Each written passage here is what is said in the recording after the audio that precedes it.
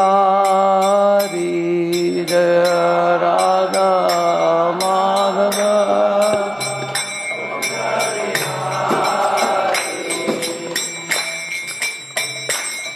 Jaya Radha Madhava Kunja Vihari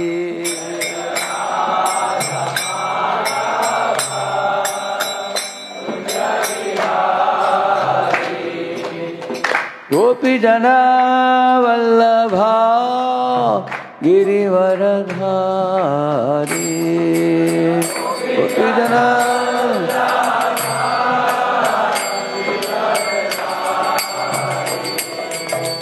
Yashodanandana Braja Jana Ranjana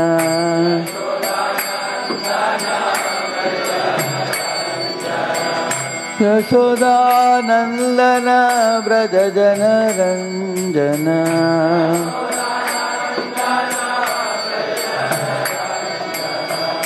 Yamuna Tira Vanachari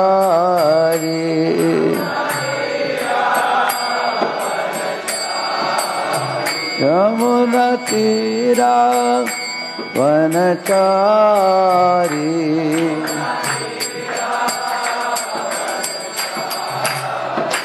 Jaya Radha Madhava Kunja Vihari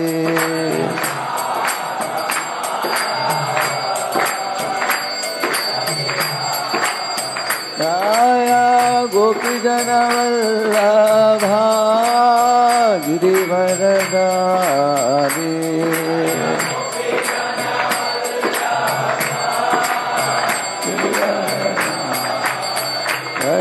Yashodanandana Braja Jana Ranjana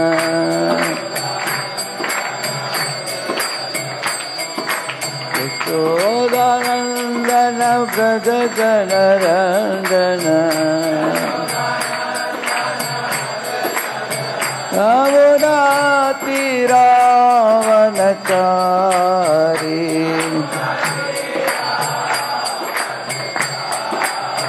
Jaya Radha Madhava Kunja Vihari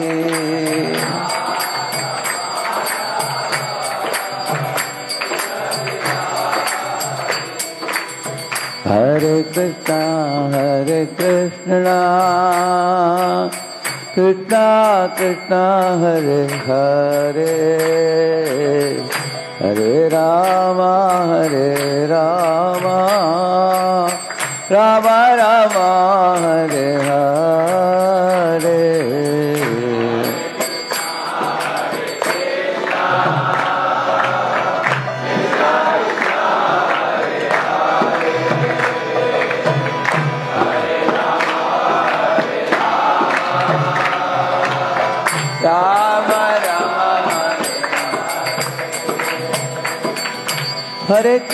Hare Krishna Krishna Krishna Hare Hare Hare Rama Rama Rama Hare Hare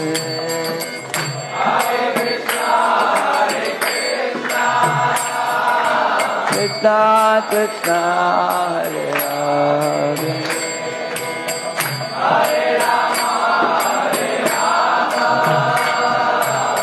Rama Rama Hare Krishna Krishna Krishna Hare Hare Hare Rama Rama Rama Hare Hare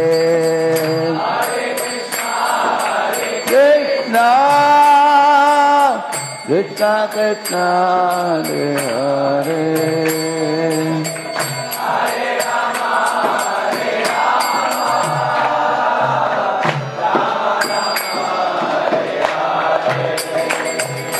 Hare Rama Hare Krishna Krishna Krishna Krishna Hare Hare Hare Ram Ram Ram Hare Hare Krishna Krishna Hare Hare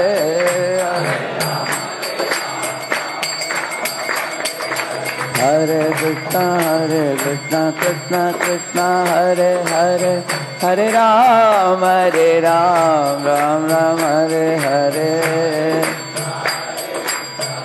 Krishna Hare Hare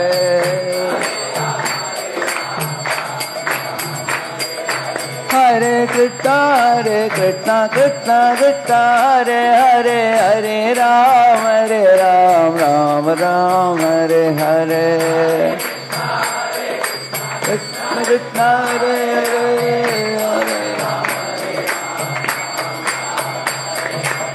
Hare Krishna Krishna Krishna Hare Hare Hare Ram Ram Ram Hare Hare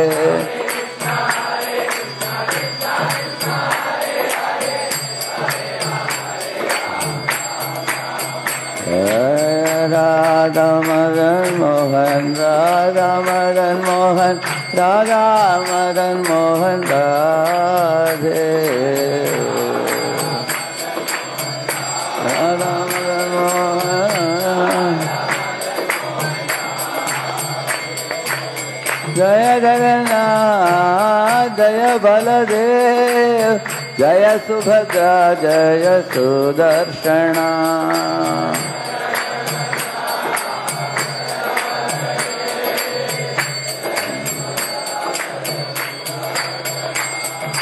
Krishna Balram जय कृष्ण बलराम जय वृंदावन धाम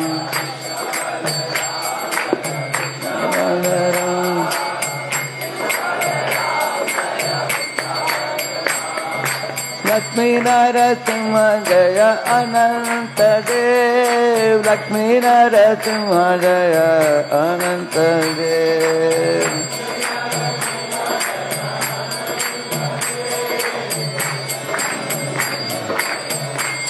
जय गौर हरि बोल हरि बोल हरि बोल नित्य गौर हरि बोल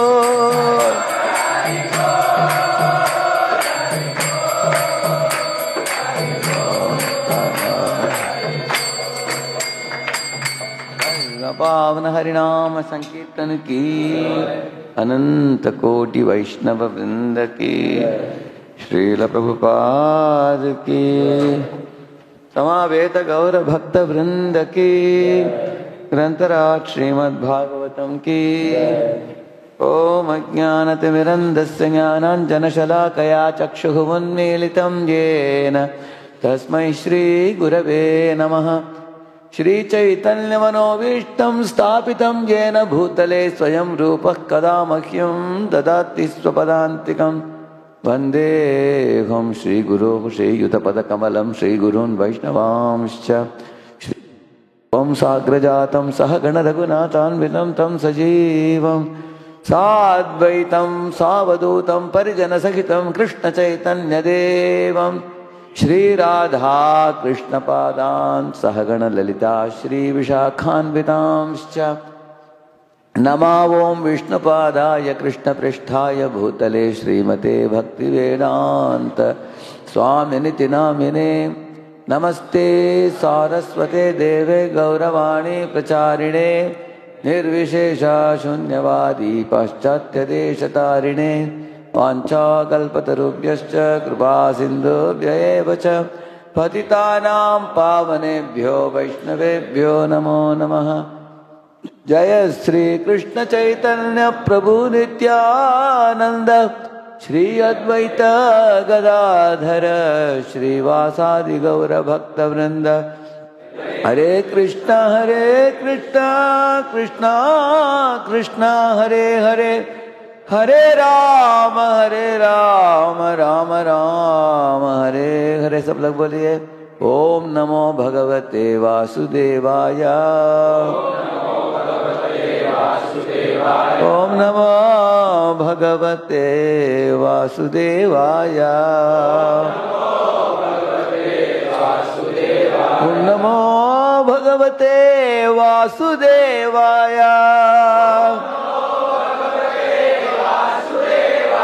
नारायणं नमस्कृत्य नरं चैव नरोत्तमं देवीं सरस्वतीं व्यासं ततो जयं उदीरये।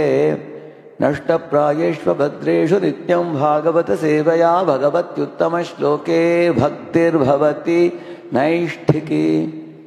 कृष्णाय वासुदेवाय देवकी नंदनाय च नंदगोपकुमाराय गोविंदाय नमो नमः। हाल पूरा भर गया है। हाल एग्जैक्टली लगता है कि आपके लिए बनाया है। सब भक्तों से एग्जैक्टली पक्का हो गया, पूरा हो गया हाल। बहुत उत्साह पूर्वक प्रातः काल में जल्दी उठकर आज के भगवान के महामंत्र का जप और भागवत में सम्मिलित हुए सब श्रद्धालु भक्तों के चरणों में मेरा दंडवत प्रणाम। इस तरह मनुष्य जीवन में जो उत्साह पूर्वक आचार्यों के द्वारा दिए हुए वैदिक साधना भक्ति के अनुष्ठानों को गंभीरता से अपने जीवन में लेता है, जो जीव उसको जरूर प्रभुपाद बोलते हैं एक ही जन्म में आपको भगवान के इसी चरणों को प्राप्त करने की मौका है। तो आज हम भागवत के 2 श्लोक ले लेंगे हैं। पहला है देवहूतिर्वाच, इधर दिख रहा है आपको। देवहूतिर्वाच 33 स्कंद के 25वां अध्याय और 7वां श्लोक। निर्विण्णानितरां भूमन् असदिन्द्रियतर्षणात् येन संभाव्यमानेन प्रपन्नान्धं तमः प्रभो। देवहूति ने कहा, हे प्रभु, मैं अपनी इंद्रियों के विक्षोभ से उबी हुई हूँ और इसके फलस्वरूप मैं अज्ञान रूपी अंधकार के गर्त में गिर गई हूँ। तात्पर्य कृष्ण कृपा मूर्ति इसलिए प्रभुपाद जी के द्वारा। प्रभुपाद की यहाँ पर असद इंद्रिय तर्षणात् शब्द सार्थक है। असत का अर्थ है क्षणिक और इंद्रिय का अर्थ है इंद्रियां। इस तरह असद इंद्रिय तर्षणात् का अर्थ हुआ भौतिक शरीर की क्षणिक रूप से प्रकट इंद्रियों द्वारा क्षुब्ध होकर। हम भौतिक शरीर के विभिन्न स्तरों से होकर विकसित हो रहे हैं। कभी मानव शरीर में तो कभी पशु शरीर में रहते हैं। फलतः हमारी इंद्रियों के कार्य व्यापार भी बदलते रहते हैं। जो भी वस्तु बदलती है वो क्षणिक या असत कहलाती है। हमें यह ज्ञात होना चाहिए कि इन क्षणिक असद इंद्रियों से परे हमारी स्थायी इंद्रियां होती हैं, जो इस समय भौतिक शरीर से ढकी हुई है। स्थायी इंद्रियां पदार्थ से कुलुषित होने के कारण सही ढंग से कार्य नहीं करती। किसके कारण? कलुषित हो जाते हैं जड़ पदार्थ से। फलतः हम कलमश से इंद्रियों को मुक्त करना ही भक्ति है। जब कलमश पूर्णतः दूर हो जाता है और इंद्रियां शुद्ध कृष्ण चेतना से युक्त होकर कार्य करती हैं, तो हम सद इंद्रिय को अर्थात शाश्वत इंद्रिय कार्यकलापों को प्राप्त होते हैं। तो मतलब है जब हमारे इंद्रियों से कलमश निकल जाता है शुद्ध कृष्ण चेतना से युक्त होने के कारण, तब हमें क्या इंद्रिय प्राप्त होते हैं? सद इंद्रिय। पहले तो उनका नाम कद इंद्रिय। खद इंद्रिय का मतलब है अशुद्ध इंद्रिय। सद इंद्रिय का मतलब है दिव्य इंद्रिय। शाश्वत इंद्रिय कार्यकलाप भक्ति योग कहलाते हैं, जबकि क्षणिक इंद्रिय कार्यकलापों को इंद्रिय तृप्ति कहते हैं। तो शुद्ध शाश्वत इंद्रियों के साथ किया हुआ कार्यकलाप को क्या बोलते हैं? आप लोग सुन रहे हैं ना, इसलिए मैं पढ़ रहा हूँ। बीच में प्रश्न पूछता रहूंगा। उसको बोलते हैं भक्ति, भक्ति योग कहते हैं। और क्षणिक इंद्रिय कार्यकलापों को क्या बोलते हैं? हाँ, इंद्रिय तृप्ति। जब तक कोई इंद्रिय तृप्ति से ऊब नहीं जाता तब तक उससे कपिल जैसे व्यक्ति से दिव्य संदेश सुनने का सुयोग प्राप्त नहीं होता। देवहूति ने कहा कि वे ऊब गई हैं क्योंकि अब उनके पति ने गृह त्याग कर दिया है, अतः वे भगवान कपिल के उपदेशों को सुनकर विश्राम प्राप्त कर सकती है। ये बता रहे हैं प्रभुपाद जी। श्रील भक्तिसिद्धांत सरस्वती ठाकुर ने भी बोला कि जो व्यक्ति इस दुनिया के इंद्रिय तृप्ति से ऊब नहीं जाता तो वह आध्यात्मिक जीवन का शुरुआत भी नहीं कर सकता, ऐसे बोला उन्होंने। आप पूछेंगे प्रभु जी हम क्या कर रहे हैं, ये आध्यात्मिक जीवन नहीं है क्या? हम तो दुनिया से ऊब नहीं गए। तो हम क्या करते हैं, भक्ति योग में आने के बाद भी उसी इंद्रिय तृप्ति को ढूंढ रहे हैं, भक्ति योग के भूमिका में भी। क्या मंदिर में आते हैं, लेकिन अनेक लोग सोचते हैं कि अरे मंदिर में चले जाओगे संडे को मुफ्त में बड़ा पूरा पूरा प्लेट प्रसाद मिल जाएगा, होटल में जाएगा तो 2000 खर्चा हो जाता है परिवार के लिए। ऐसे कोई सोचता है। तो कोई एक मंदिर में हम जा गए थे, उधर एक लड़का आया था, मैं उन दिनों में 4 माला करता था मैं। तो वो माला जप रहा था, देखा कि एक लड़का खड़ा है उधर, उसको बोला कि तुम भी माला ले लो, सिखा देंगे तुमको। वो बोला नहीं नहीं हमको नहीं चाहिए। बोला अरे मंदिर में आए हो, इधर खंबा के निकट क्यों खड़े हो, चलो भगवान का दर्शन लो, थोड़ा जपा भी कर लो, थोड़ा प्रसाद भी लो। कुछ नहीं चाहिए। मैंने पूछा क्यों आए हो? वो बोल रहा है कि वो जो दुकान में 2 चीन की लड़कियां खड़ी है उनको देखने के लिए आया हूँ। ऐसे बोला। कोई चीन माता जी आती, वो दुकान में खड़ी थी वो इस्कान में। ऐसे बोला तो उनकी खूबसूरती देखकर उनके पीछे पीछे आया, बाद में ब्रह्मचारी बन गया मंदिर में। भगवान कैसे उनको, भगवान ने खींच लिया उनको। ये सोचा कि मैं भगवान को धोखा दूंगा, भगवान ने उसको शेव करके अंदर ले लिया। तो इस तरह आप देख सकते हैं कि लोग जो हैं आते हैं मंदिर में, लेकिन कुछ इंद्रिय तर्पण के लिए आता है जीव। लेकिन जब तक इंद्रिय तृप्ति से ऊब नहीं जाता जीव, तब वो भक्ति योग को शुरू भी नहीं कर पाता ठीक तरह से। वो अगर भक्ति योग करता भी है, उसमें भी बहुत कुछ समस्या है उसकी। इसे बताते हैं।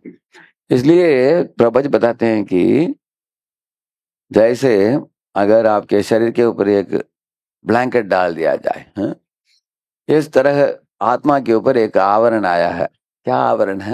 ये भौतिक इंद्रियों का आवरण है।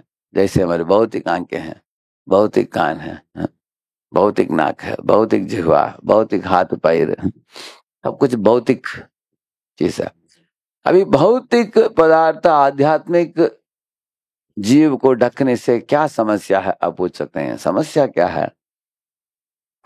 अगर मेरे पास एक पीला रंग का एक कागज रखा जाए तो सब पीले पीले दिखेंगे मुझे। अगर लाल रंग का रखा जाए सब लाल दिखते हैं, सब काला रंग का रखा जाता है सब काले दिखते हैं। इस तरह सत्वगुण रजोगुण तमोगुण की आवरण जब आता है, उसके अनुसार हम इस दुनिया को देखते हैं। ठीक है, इसमें क्या समस्या है? इसमें यह समस्या है कि बहुत जब रजोगुण प्रवृत्ति हम होते हैं, तब जो हमको भविष्य में दुख देने वाला है, वो क्षणिक सुख हमको लगता है कि अभी ये सुख देगा हमको। जैसे एक बच्चा माँ से हट करता है, मामा मुझे कोको चॉकलेट चाहिए। जैसे जो जेम्स छोटे छोटे राउंड राउंड होते हैं ना, तो 2-4 खा लो, उसके बाद क्या लगता है? क्या लगता है? बस तृप्त हो गए, हाँ और चाहिए, और खाने के लिए मन करता है। अगर माँ उसको नहीं देगी तो नीचे जमीन में लोट पड़ते हुए हाथ पैर हिलाते हुए चिल्लाएगा, रोएगा, क्योंकि वो डिमांड करेगा। लेकिन अगर माँ ने एक पैकेट दे दिया तो खुश हो जाएगा कि एक पैकेट से नहीं, और 4 पैकेट चाहिए। मैंने पहली बार जब जेम्स खाया, माँ को बोला कि 2 दर्जन पैकेट ले लीजिए। हम तो रोज एक दर्जन खा सकते हैं। वो बोले तुम्हारे सब दांत गिर जाएगा तुम्हारा। जो हमारे लिए अच्छा नहीं है वो हमको मन बहुत उसका मांग करता है। जो हमारे लिए दुखदायक है, मन बोलता है ये क्या दुखदायक, ये सुखदायक है, ऐसा सोचता है। क्योंकि क्षणिक सुख शुरुआत में क्या देते हैं, थोड़ा सुख देते हैं, लेकिन बहुत लंबा दुख देते हैं बाद में। तो ये भौतिक प्रलोभन ऐसा है इस दुनिया में। यही बोलते हैं कि भौतिक इंद्रिय जो हैं, जब हमारे आत्मा के ऊपर आवरण आ गए हैं भौतिक इंद्रिय के रूप में, भौतिक इंद्रियों को धोखा देते हैं। क्या धोखा है, और एक धोखा का उदाहरण देंगे आपको। जब मैं एक बार मार्केट में गया था, एक हाथ गाड़ी था, उसमें अनेक सेब रखे थे बड़े। तो माँ एक सेब बोल रही थी, बेटा हम सेब ले लेंगे क्या। माँ देख रही थी उस सेब को, मैं देख रहा था दूसरे बलून वाला सेब को। बलून वाले के पास भी एक बड़ा सेब का एक बलून होता है, कितने मालूम है, देखा आपने? एक लंबा वाला होता है, एक राउंड वाला। तो मैंने माँ को बोला ये सेब नहीं चाहिए, वो सेब चाहिए हमको। वो बोली बेटा उससे क्या मिलेगा तुमको। मैंने बोला इसका साइज देखो, उसका साइज देखो, वो इतना बड़ा है, आप जो दिखा रहे हो हाथ गाड़ी में बहुत छोटा, ये नहीं चाहिए हमको। वो बोली बेटे ये पोषण देगा तुमको, उससे क्या मिलेगा तुमको। मैं माँ को बोला तुम इसको खाओ, मैं वो लूंगा। ठीक है, माँ ने दोनों खरीद लिया। हम घर चलते चलते घर पहुंचने के पहले फट वो विस्फोट हो गया। उतना बड़ा सेब जो था ऐसे हो गया इतना छोटा। और उसको लेकर क्या करोगे आप, सीधा पहुंच गया किधर, डस्टबिन में। इसलिए आप देखेंगे उसके बाद मैं रो रहा था, वहां बोले रोना मत, ये सेब खाओ अभी।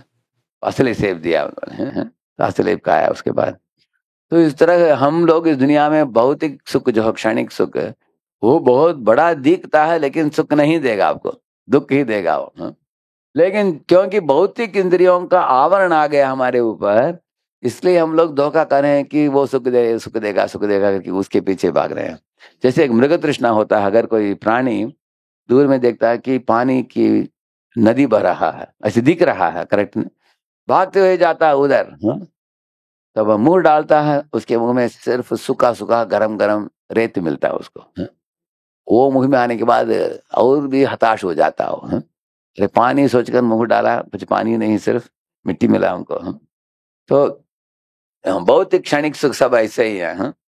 इसलिए बताते हैं कि भौतिक इंद्रिय का आवरण जो है उसको पहले मिटाना चाहिए, निकालना चाहिए हमको। आत्मा को जैसे एक कली होता है, वो ऐसे खिलकर पूरा कमल, सुंदर कमल बनता है। जब कमल बनता है तभी कमल से सुगंध भी बाहर निकलता है। कमल के अंदर सुगंध भी है, कमल के अंदर मधु भी है। हम पूरा खिल उठा कमल जो है बहुत खूबसूरत भी है ना, इस तरह। इसी तरह हम लोग अभी हमारी चेतना बहुत संकुचित अवस्था में है। ये संकुचित अवस्था में जो है चेतना, इसके कारण भक्ति का गंध सुगंध नहीं निकल रहा है।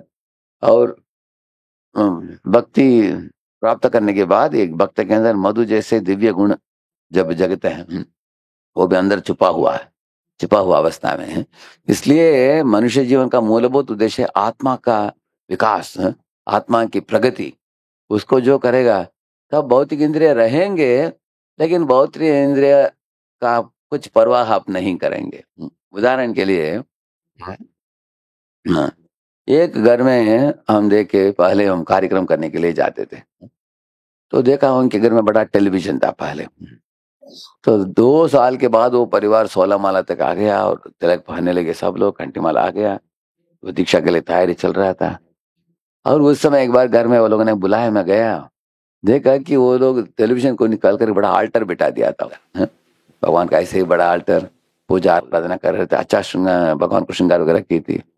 तो मैंने पूछा टेलीविजन इधर जो था किधर गया। वो माता जी बोली टेलीविजन तो किचन में अभी एक कपाट के रूप में यूज करती हूँ मैं, वो उतना ही काम आता है उसका, हम लोग तो कांच तोड़ दिया उसका, एक अभी यूज कर रहे हैं उसको। उसका कुछ काम नहीं, क्योंकि पहले टेलीविजन था हॉल में, क्योंकि भौतिक भौतिक भोग के लिए, करेक्ट ना। लेकिन भौतिक भोग की भावना छूट गई, अभी आध्यात्मिक भावना जग गई। तो वो भौतिक सुख देने वाले चीज भी अगर घर में रहता भी है, उसका कोई लाभ नहीं लेगा। करेक्ट है ना? हाँ। जैसे समझ लो आपके घर में अभी भी आप जाते हो, हाँ? आपके घर में बहुत सिनेमा मैगजीन पड़े हैं। कुछ कुछ लोग आप में से हो सकता है कि बहुत सिनेमा मैगजीन पहले पढ़ देते हैं। आपके घर में भरपूर, हाँ, 50 100 मैगजीन पड़ा है कपाट में, हाँ। सब सिनेमा एक्टर एक्ट्रेस इनकी, हाँ, कौन की सेवा करने वाले हैं, उसको ना जाने से मरने वाले नहीं हम लोग, हाँ, हाँ। ऐसे विषय के बारे में बातचीत वगैरह होता है उस सिनेमा मैगजीन्स में। अगर पढ़ा है आपके घर में, अभी आप जाते हो, उनसे कुछ लेने देना आपको है क्या? कुछ नहीं है, कुछ काम का नहीं, वो रद्दी में डालने के लिए योग्य है वो। लेकिन अगर आपके भौतिक इंद्रिय ज्यादा प्रबल हैं, आध्यात्मिक इंद्रिय सुप्त अवस्था में है, तो तब क्या होगा? वो मैगजीन जो है टाइम पास करके मैगजीन बेचते हैं ट्रेन में, उसको मूर्ख लोग खरीद कर अंदर और भी कचरे को डाल रहे हैं, तो उनके अंदर का जानवर निकलेगा, उसके कारण। क्योंकि आपको जानकारी है कि हम अंदर के जानवर को नहीं निकालना चाहते, जानवर को भगाना चाहते हैं। हम एक देवता को निकालना चाहते हैं। हम सबके अंदर एक देवता भी है, ये एक जानवर भी है। सही पशु बड़ा दुराचार, ये बहुत बड़ा खतरनाक जानवर है, काम क्रोध लोभ से पीड़ित है। तो ये जानवर को सुखाना चाहिए, और इसको भगाना चाहिए बाहर। और दूसरा जो है देवता जो है उसको जगाना चाहिए। तो देवता को जगाने के लिए आध्यात्मिक पोषण देना चाहिए, आत्मा को पोषण देना, और भौतिक इंद्रियों को सुखाना, आध्यात्मिक इंद्रियों को पोषण देना, ऐसे। तो ये कैसे किया जाए? जैसे काकजन हंसजन दो बताया गया, करेक्ट ना? अभी काकजन क्या कहते हैं? ये कचरे के डब्बे में बैठकर 10-20 काक बैठे हैं, का करके अंदर से कचरे निकालते हैं। कभी मरा हुआ चूहे को निकाल कर फाड़ कर उससे कुछ रस पीने के लिए यत्न करते हैं, मूर्ख काके। ऐसे इसके एकदम विरुद्ध आप देखेंगे हंस पक्षी जो है, वो मानसरोवर झील में रहता है। इतना शुद्ध पानी है कि नीचे जो है पत्थर भी दिखता है, इतना निर्मल पानी है वो दूध ही पीता है।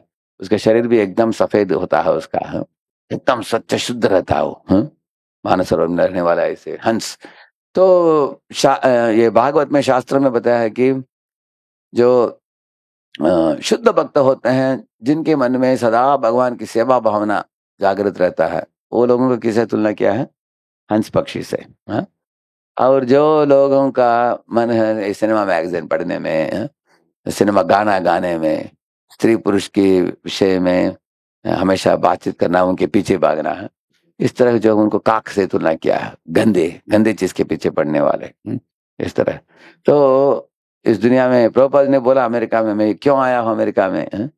मैं काक जनों को हंस जन के रूप में परिवर्तित करने के लिए मैं आया हूँ, ऐसे बोले Prabhupada ji. To convert the crow class man into swan class man, ऐसे बोले प्रभुपाद जी। प्रभुपाद जी बोले कि अमेरिका में जो हिप्पी लोग थे उनके अंदर वैराग्य पैदा हो गया, बोला प्रभुपाद जी ने। कैसे? वो लोग शराब पीते थे, नशा लेते थे, ड्रग्स लेते थे, स्त्री पुरुष का संबंध अवैध संबंध में जुड़े थे, इधर उधर घूमते थे, गाँवते थे, कॉलेज छोड़ दिया, पढ़ाई छोड़ दिया, धनी खानदान में जन्मे थे, अच्छे अच्छे खानदान में, पैसा भी था उनके पास, लेकिन उनको पढ़ाई में रुचि नहीं, और ये सब छोड़कर प्रभुपाद बोले कि दुनिया के घर छोड़ा, स्कूल छोड़ा, कॉलेज छोड़ा, लेकिन स्त्री छोड़ नहीं पाए, स्त्री के साथ ही घूमते थे, ऐसे बोले कि इतने गंदे जीवन जीते थे, ड्रग्स इत्यादि पीकर। जब प्रभुपाद पहुंच गए, अब बोले कि ये लोग इतने ऊब गए थे, अरे सेक्स से भी सुख नहीं मिल रहा है, शराब पीने से भी मिल नहीं रहा है, ड्रग्स में भी नहीं है, तो ये सब उनके पास था पैसा बहुत, लेकिन ये सब प्राप्त करने के बाद भी हम सुख नहीं पा रहे हैं। कारण क्या है? इधर जो बताया वही है। अगर कोई एक व्यक्ति था, एक होटल में गया वो ठहरने के लिए, वहां बहुत बड़ा बिजनेसमैन था वो स्टार होटल में गया वो शहर में, जाकर ठहरा, तो वो लोगों को बोला, पूछा कि बहुत महंगा सिगरेट लेकर आओ, वो लोग सिगरेट लेकर रखे, शराब का फॉरेन ब्रांड का लिकर बॉटल लेकर आओ, वो भी लेकर दिया, वो भी पिया। हाँ, तो टेलीविजन ऑन किया, ऐसे कुछ गंदे चीज देख रहा था टेलीविजन में, बोला कि एक स्त्री को भेजो, बोला।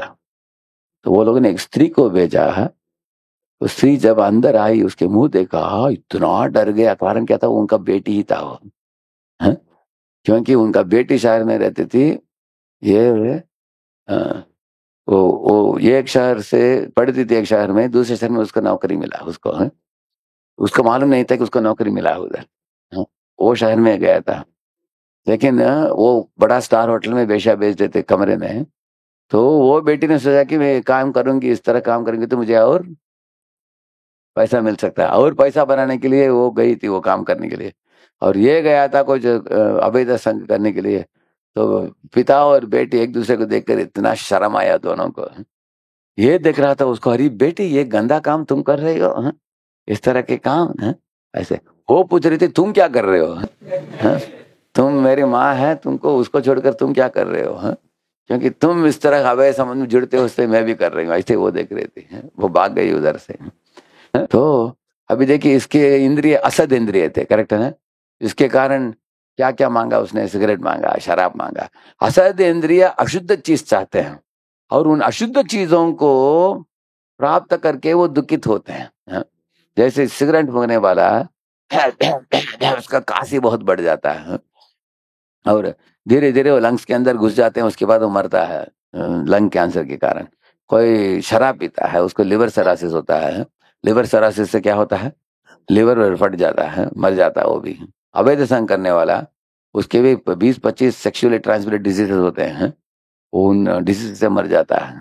ऐसे अगर कोई तंबाकू चबाता है, उसकी छाले पड़ जाते हैं उसके, हैं?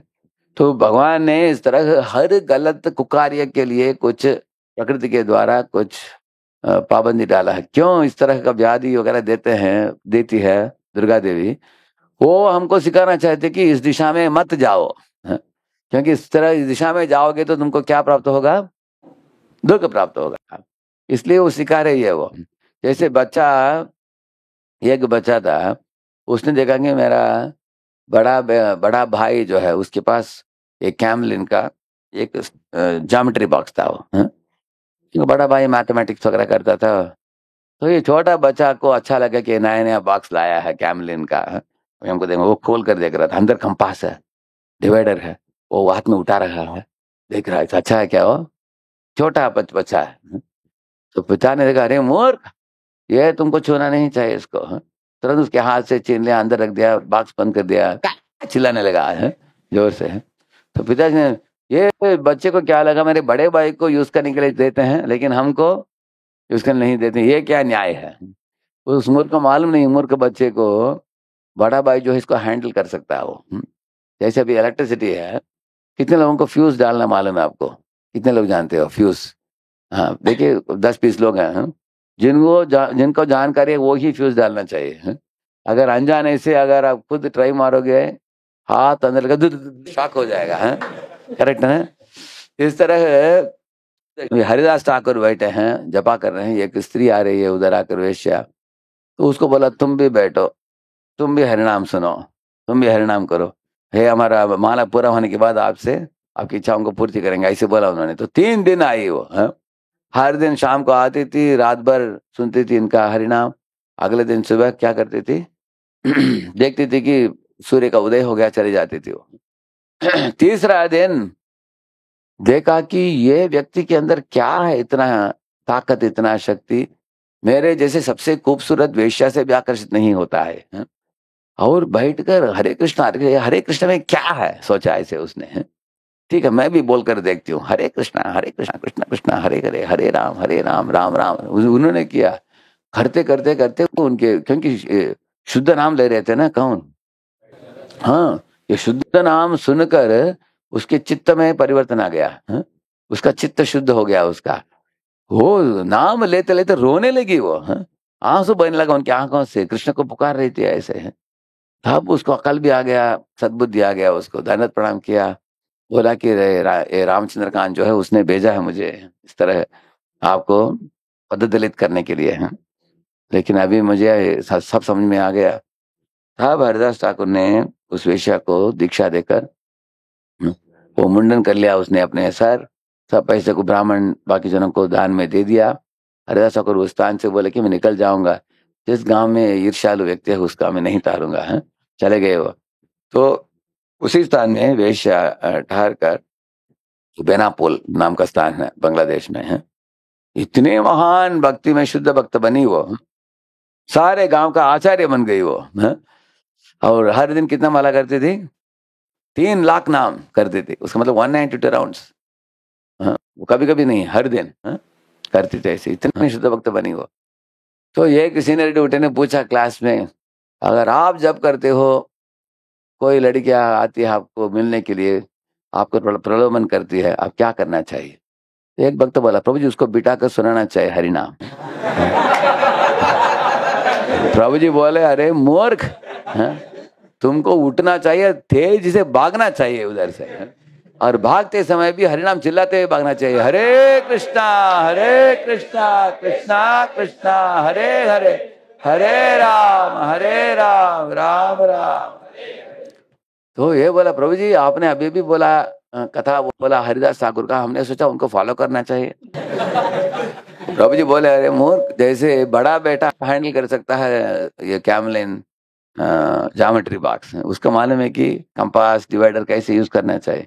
एक छोटा बच्चा उसको उठाएगा, वो शार्प ऑब्जेक्ट है ना उसमें, वो उसको नुकसान हो जाएगा उसको।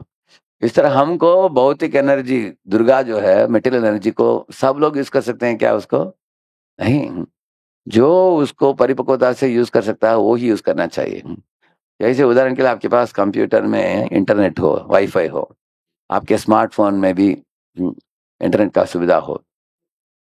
अगर आप 10 साल 20 साल 30 साल एक भी बार आपने अडल्ट कंटेंट, सेक्सुअल कंटेंट को एक्सेस नहीं किया, उसका मतलब वो उस एनर्जी को हैंडल कर सकता है, करेक्ट है ना?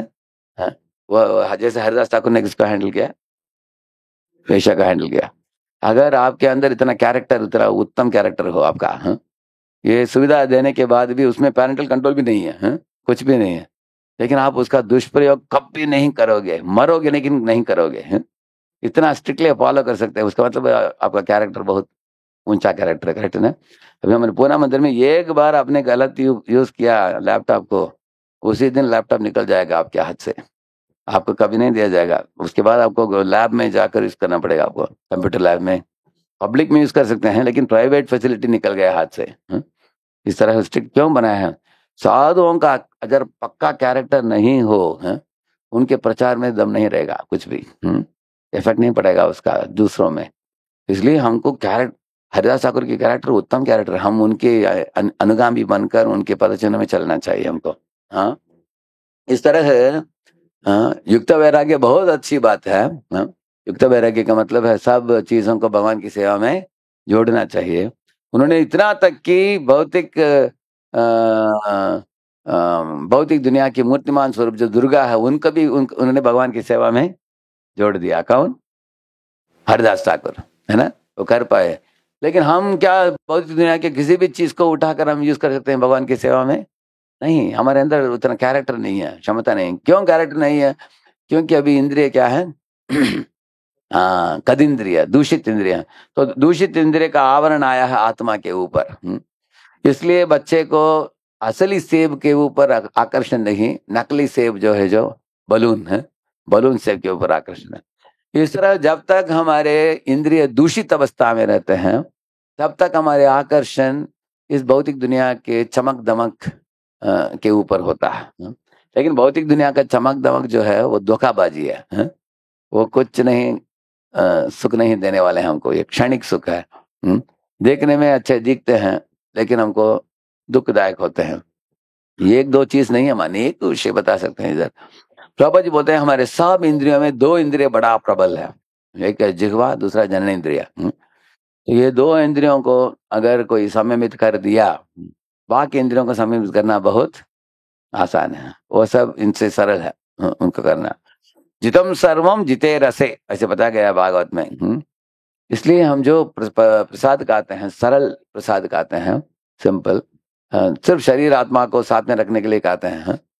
इसका मतलब है बहुत ऐश्वर्यशाली भोजन प्रचुर मात्रा में नहीं खाना चाहिए, और बहुत पेट भर के, इतना पेट भर के कुछ लोग आते हैं नाक से चावल निकलता है, इतना नहीं खाना चाहिए, ऐसे है। और इस तरह है ज्यादा भी मत खाओ, बहुत ऐश्वर्यशाली मत खाओ, और सीमित मात्रा में खाओ। उसे शक्ति मिलना चाहिए आपको, शक्ति मिलेगा तब तो सेवा कर पाओगे, करेक्ट है ना? इस तरह इसी तरह जननेंद्रियों का दुष्प्रयोग नहीं करना चाहिए।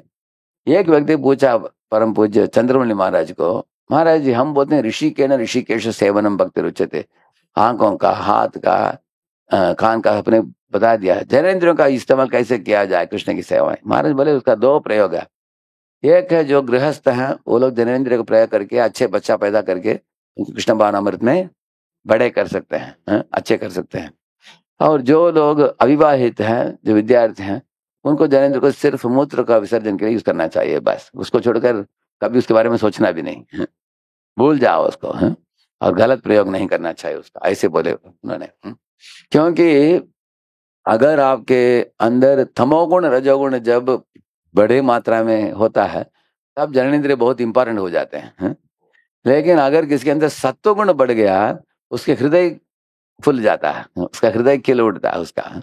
उसके बाद हृदय से भगवान के बारे में प्रार्थना करना, नाम जपना, कीर्तन करना, गीता भागवत का अध्ययन करना, प्रचार करना, सर्वे जनाः सुखिनो भवन्तु सर्वे सन्तु निरामया, इस तरह की भावनाएं उठते हैं। So we should not agitate the lower nature, instead we should blossom the higher nature। हमारा हायर नेचर हृदय का नेचर है। इसलिए हम पोषण देना चाहिए जानवरी प्रवृत्तियों के लिए नहीं, लेकिन दैवी प्रवृत्तियों के लिए हमें पोषण देना चाहिए। तो दैवी प्रवृत्ति के लिए पोषण देने से क्या होता है, आध्यात्मिक इंद्रिय जग जाते हैं। अभी तक मैं भौतिक इंद्रियों के बारे में बोलता आया हूँ, अभी आध्यात्मिक में कुछ बोलता हूँ आपको। एक बार जनानिवास प्रभु ने बोला कि प्रभुपाद जी एक लेक्चर में बोले, आध्यात्मिक दुनिया में हम लोगों का रूप कैसे होता है, जिस तरह आप लोग अभी देख रहे हैं सब भक्तों को, क्या हो गया, जैसे हम देखते हैं इसी तरह है आध्यात्मिक दुनिया में, इसी तरह शरीर होता है। सबका गोप हैं, गोपियां हैं, गाय हैं, बछड़े हैं, हिरण मोर सब कुछ है, लेकिन उनका शरीर चिन्मय शरीर है। किससे बनाया हुआ सब्सटेंस क्या है, सच्चिदानंद है। जैसे अगर पिट्टी सागर का एक पुतला बनाओ, कहीं भी चिमटी लगाकर खाओ मीठा होगा वो, कहीं भी काटो साकर ही साकर रहेगा, करेक्ट है ना, शक्कर ही रहेगा। इसी तरह आध्यात्मिक दुनिया के अंदर, आध्यात्मिक शरीर के अंदर ऐसा नहीं कि इधर इंटेस्टाइन है, इधर हार्ट है, इधर नस है, इधर हड्डी है, कुछ नहीं है अंदर। अंदर एकदम सब्सटेंस एक ही सब्सटेंस है, सच्चिदानंद का सब्सटेंस है वो मरता भी नहीं, घटता भी नहीं, बुढ़ापा भी नहीं आता है उसमें। एकदम तेजोमय शरीर है, देदीप्यमान शरीर है और ताकतवान शरीर है। सदा जिस तरह कृष्ण शाश्वत है वो आत्मा भी शाश्वत है। लेकिन वो आत्मा जब भगवान से बहिर्मुख हो जाता है, एकदम सिकुड़ कर एक छोटा अणु जैसे बन जाता है। उसको बोलते हैं बालाग्र शतभागस्य शतदा कपितस्य च, ऐसे बोलते हैं। तो एक बाल का अग्रभाग लेकर उसको 10,000 गुना उसको काटो, उसमें जितना छोटा होगा उतना छोटा है आत्मा इस दुनिया में, क्योंकि वो क्या हो गया है, जैसे सिकुड़ गया है। और अभी हृदय के स्थान में वो आत्मा बैठा है, बैठकर अलग अलग शरीर में प्रवेश कर रहा है वो। जैसे कभी पुराने किताब को खोलो, अंदर एक छोटा कीटाणु ऐसे इधर से उधर घूमता है, देखा आपने, उसके अंदर भी आत्मा है। नहीं तो बड़ा मोटा हाथी लो, उसके अंदर भी आत्मा है। तो बोलते हैं जिस तरह there is a material atom, there is a spiritual atom. Spiritual atom जो है वो एक शरीर को जीवंत करता है, जीवन देता है वो। लेकिन आत्मा निकलने के बाद उस शरीर को हम क्या बोलते हैं, मृत बोलते हैं, मृत हो गया वो, करेक्ट है। तो हर शरीर तो बड़ा बड़ा होकर धीरे धीरे घट भी जाता है और जीर्ण हो जाता है शरीर, उसको मृत्यु बोलते हैं। लेकिन मृत्यु के समय क्या होता है, आत्मा जब बाहर निकलता है उसके ऊपर एक मन का आवरण है, मन बुद्धि अहंकार का, जिसको लिंग शरीर बोलते हैं। ये लिंग शरीर के अंदर आपके सब इच्छाओं को स्टोर करके रखा जाता है। अगर एक जन्म में 20 इच्छा लेकर आए आप, 15 पूरा कर लिया आपने, 5 बचा है, तो किधर रखते हैं उसको, आपके सूक्ष्म शरीर में रखा जाता है उसको। इसे भगवान बताते हैं, शरीरम यदवाप्नोति यच्चाप्युत्क्रामति ईश्वरः गृहीत्वैतानि संयाति वायुः गंधा निवाशयात्। जिस तरह की एक वायु सुगंध वासना दुर्गंध वासना को लेकर चलती है, इसी तरह आत्मा अपने इच्छाओं को सूक्ष्म शरीर में रख कर इधर उधर घूमती है, ऐसे बता दें भगवान है। और वो आत्मा सोच रही कि मुझे एक ऐसे शरीर चाहिए जिसमें मेरे इच्छाओं की पूर्ति करने के लिए सुविधा मिले, हाँ? तो ऐसा शरीर दिया जाता है आपको। अगर मैं पूर्व जन्म में रजोगुणी व्यक्ति था, अगले जन्म में भी रजोगुण का प्रभाव आता है बचपन से। वो देखेंगे बच्चे चिल्लाएंगे, कंपटीशन करेंगे, बचपन में भी कितने लोगों ने देखा है, छोटे बच्चों को भी, करेक्ट है? वो पूर्व जन्म से वो वासनाएं आते हैं ऐसे, हाँ? जैसे आपको मालूम है घुघु नाम का एक गंधर्व था, तो देवल ऋषि गायत्री गुनगुना रहे थे एक झील में पानी के अंदर, ये नीचे जाकर वो गुदगुदी करने लगा वो। तो देवल ऋषि ने अचानक देखा कि क्या है, कुछ जल का प्राणी है क्या, कुछ मछली है। ऐसे मुड़कर देखा नीचे, देखा गंधर्व है। अरे तुम तो मनुष्य हो, ये क्यों गुदगुदी कर रहे हो, लगता है कि तुम्हारे पास बहुत कुछ टाइम है, टाइम पास करने के लिए दूसरों को तकलीफ दे रहे हो तुम, इधर आकर इतने सुंदर वातावरण में हम लोग तपस्या करने के लिए आए हैं, तुम इधर आकर गुदगुदी कर रहे हो। वो बोले कि तुम ये एक मगरमच्छी बन जाओ, क्योंकि मगरमच्छी पानी के अंदर रहता है ना, तुम भी पानी के अंदर जाकर गुदगुदी किया तुमने, इसलिए मगरमच्छी बन जाओ बोला। तो अगले जन्म में मगरमच्छी होकर वो क्या किया, ये गजेंद्र नाम का हाथी के पांव को पकड़ा। वो पहले भी पकड़ा, देवल ऋषि के पांव पकड़ गुदगुदी किया, अभी किसका पकड़ा? हाँ, वो पकड़ने की आदत गया नहीं उसका। इस तरह पूर्व जन्म के वासनाएं अगले जन्म में भी आते हैं, इस तरह। इसी तरह गजेंद्र पूर्व जन्म में एक इंद्रद्युम्न नाम के राजा था वो, लेकिन बैठकर वानप्रस्थ लेकर एक गुफा के निकट बैठकर ध्यान कर रहा था वो। तब अगस्त ऋषि आए अपने शिष्यों के साथ, कुछ आवाज आ रहा है, कोई आ रहे हैं, आंख खोलकर देखना चाहिए कौन आए हैं, कोई मेहमान आए तो स्वागत करो, उनको बैठने के लिए स्थान दो, पानी दो पीने के लिए, कुछ मीठे शब्द बोलो, करना चाहिए ना। लेकिन ये थोड़ा रिसेप्शन में थोड़ा इसका कमजोरी था, कुछ कुछ लोग अलग अलग चीजों में कमजोरी होता है, थोड़ा ठीक तरह से ये नहीं किया, स्वागत नहीं किया। इसके कारण क्या हो गया, वो ऋषि ने एक श्राप दे दिया कि क्योंकि तुम मंद हो इसलिए एक मंद प्राणी बनो। तो क्या बना वो? हाथी बनाओ। अभी हाथी है अपने परिवार को लेकर, मित्रों को लेकर वो जाकर नहाने के लिए बड़े झील में गया, पानी उठा उठाकर सूंड में दूसरों के ऊपर फेंक कर जल क्रीड़ा कर रहा था, खुद के ऊपर भी फेंक रहा था, पानी पी भी रहा था। लेकिन अगर ऐसे पानी में जा रहे हो थोड़ा सावधान होनी चाहिए ना, सतर्क रहना चाहिए, क्योंकि पानी में अनेक प्राणियां रहते हैं, हर प्राणी को कोई ना कोई दुश्मन होता है ना। जैसे अभी चूहा है, सावधानी से बाहर आता है जाता है, उसको मालूम है कि कभी भी बिल्ली पकड़ सकता है हमको, करेक्ट है ना। इस तरह हर एक प्राणी के लिए अगर हिरण है, बहुत सावधानी से रहता है। एक दिखाएंगे आपको, एक छोटा 1 मिनट वीडियो आप देखेंगे, हाँ, इसको देखकर आपको कितना अलर्ट होना है आपको पता चल जाएगा। आपको दिखता है? हाँ,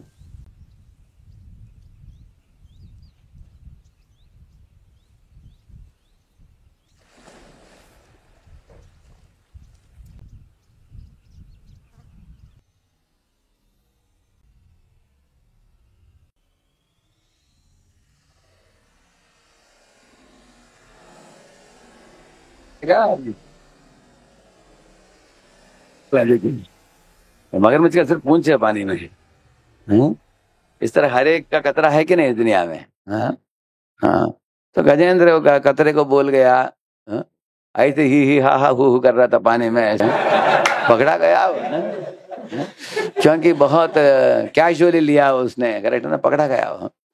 पहले भी वो कैजुअल था, वो ऋषि को सही ढंग से स्वागत नहीं कर पाए, लेकिन बाद में भी क्या हो, केयरलेस हो गया।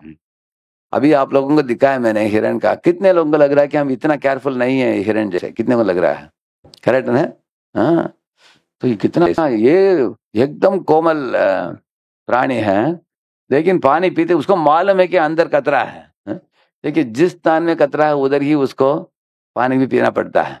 लेकिन क्या क्या उसने अपने आप को ऐसे रखा, थोड़ा थोड़ा पी रहा है, देख रहा है कि कोई आ रहा तो भाग जाना चाहिए, एकदम तैयार है।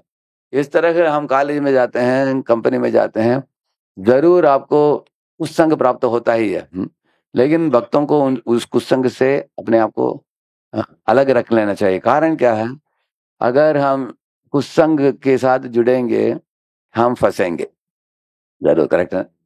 इसलिए हम हमारे आध्यात्मिक जीवन का मूलभूत उद्देश्य है कि आध्यात्मिक इंद्रियों को जगाओ, हाँ?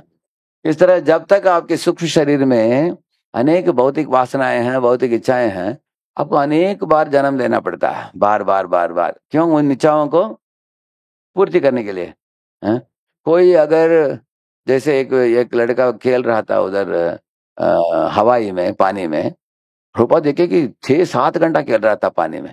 प्रभुपाद ने बोला कि इतना खेल रहा है पानी में, इसको खेलने के लिए दिया क्या मानव शरीर? हैं? तो नाम नहीं जपता, गीता भागवत नहीं अध्ययन नहीं करता, भगवान के बारे में सोचता नहीं, इतना खेल रहा है पानी में, वो प्रकृति उसको क्या देगी? अगले जन्म में एक डॉल्फिन का दे देगी उसको। हैं? वो तो पानी में ऊपर नीचे हैं, कूदते रहो ऐसे। तो हमारी भावनाओं के अनुसार हमें शरीर प्रदान किया जाता है। करेक्ट है ना? अभी हमारे मृत्यु के समय अभी भी अगर वासनाएं हैं हमारे अंदर, कोई है, कुछ कुछ लोग हैं 80 वयस होने के बाद भी उनके अंदर का काम वासनाएं हैं। मतलब क्या है? उनका और एक शरीर की जरूरत है, क्योंकि उन वासनाओं को पूर्ति करने के लिए। इस तरह भक्तिमय जीवन में देखिए, ध्रुव महाराज आया जंगल में कुछ वासनाओं को लेकर, उनकी इच्छा थी कि मैं बड़े राज्य प्राप्त करूं, लेकिन विष्णु को देखने के बाद वो वासनाएं क्या हो गए?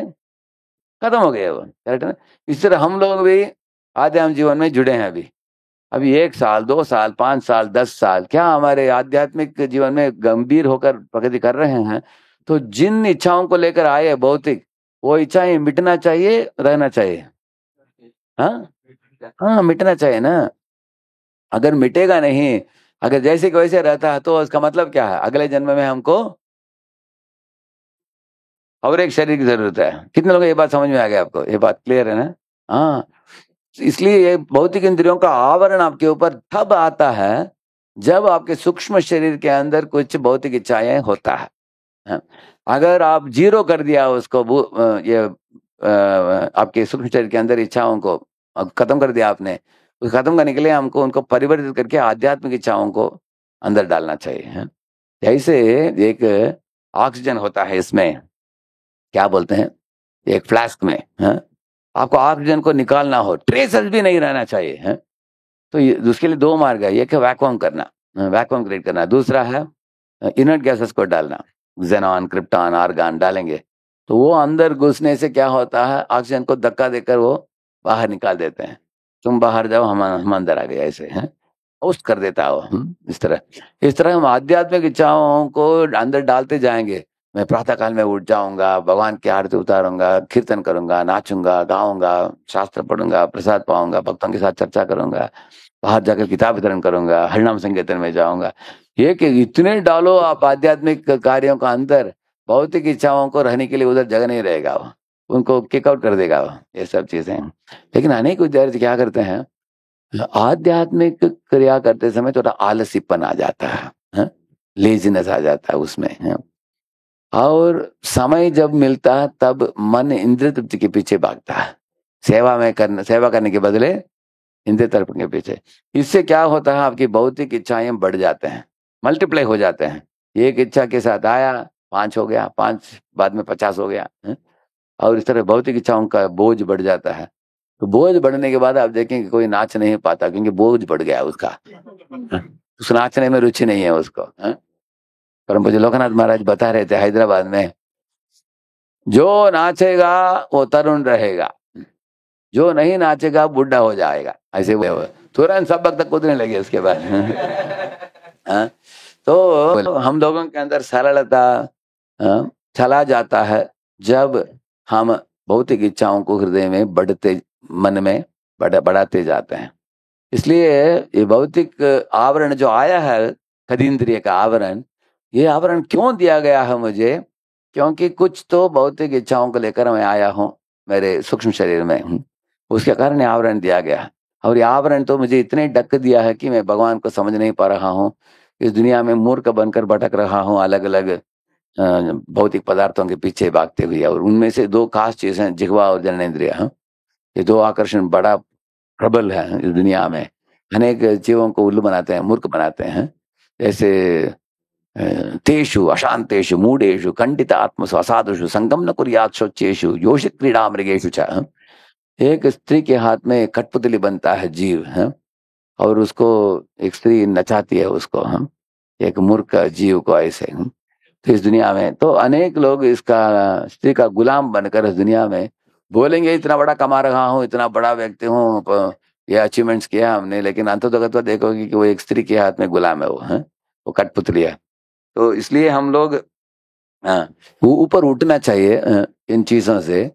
आध्यात्मिक इंद्रिय जो है अभी वो सो रहे हैं, जैसे मैंने बताया आपको, एक छोटा अणु जैसे आत्मा भी। लेकिन अगर आप आध्यात्मिक पोषण चालू कर दोगे, आप जैसे आप लोग कर रहे हो, हाँ, इससे धीरे धीरे वो जग जाता है। जैसे एक व्यक्ति रात को सोते समय जैसे सिकुड़ जाता है ना, ऐसे ऐसे सोते हैं, देखा आपने ब्लैंकेट के अंदर, हाँ?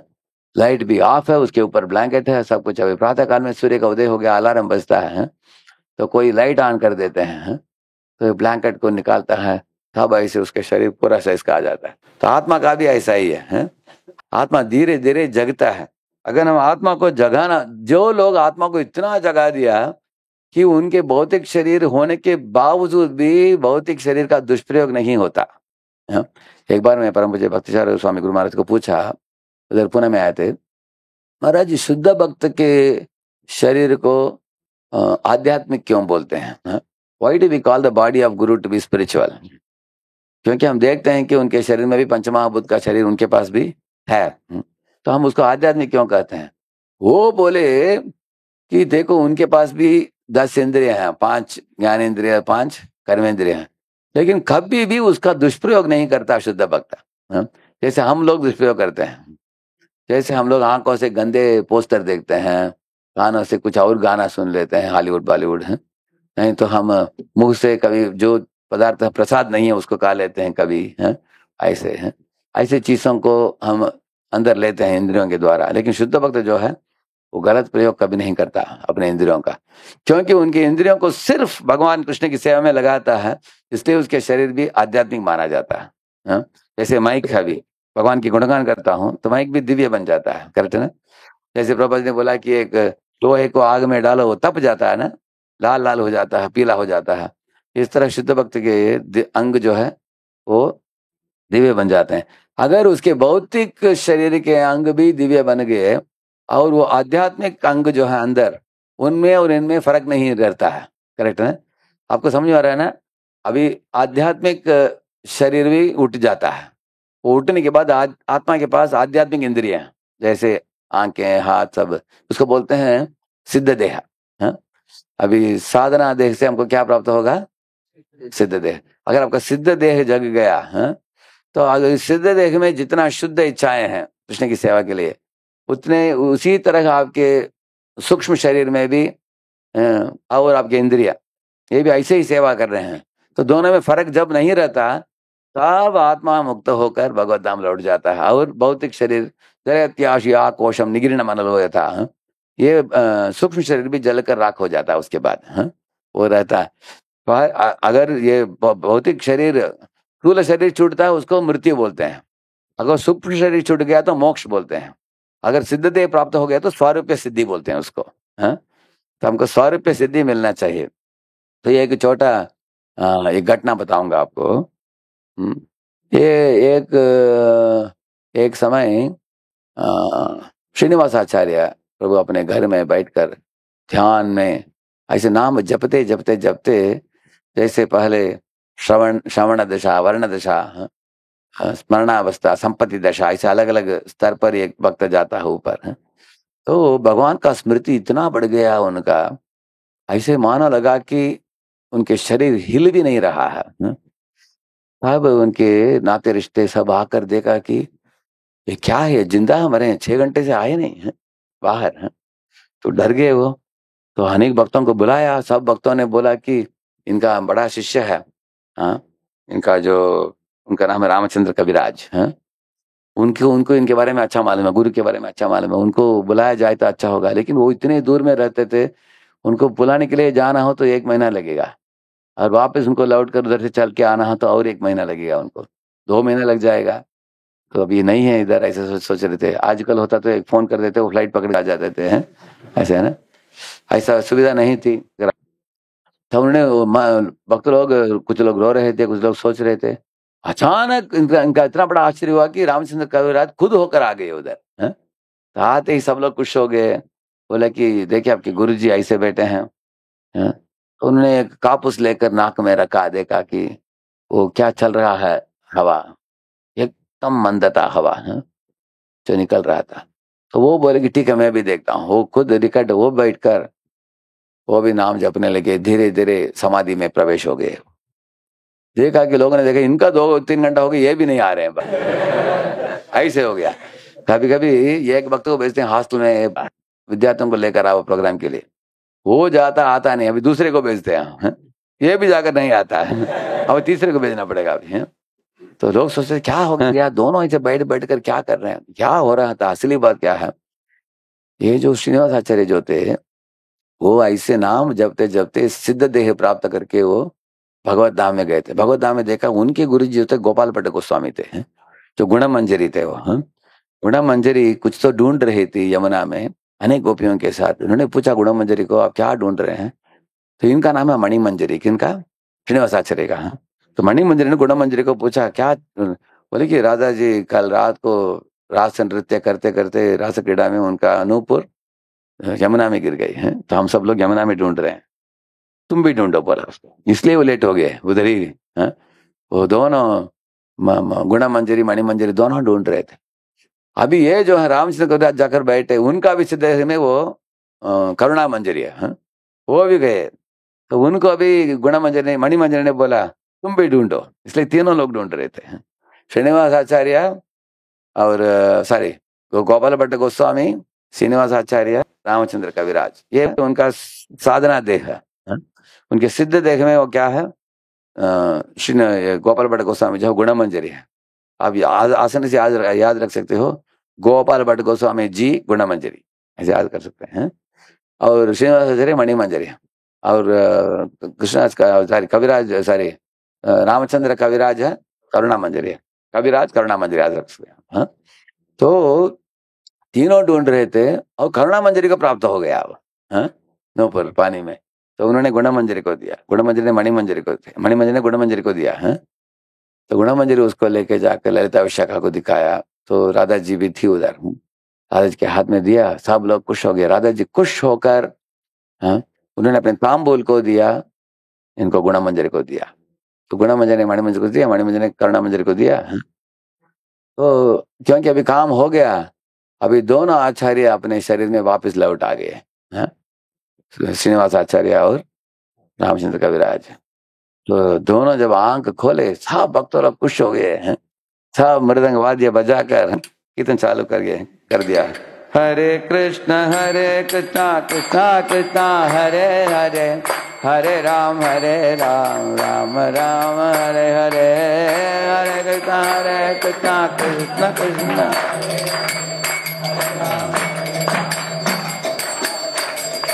हरे कृष्ण कृष्ण कृष्ण हरे हरे, हरे राम राम राम हरे हरे,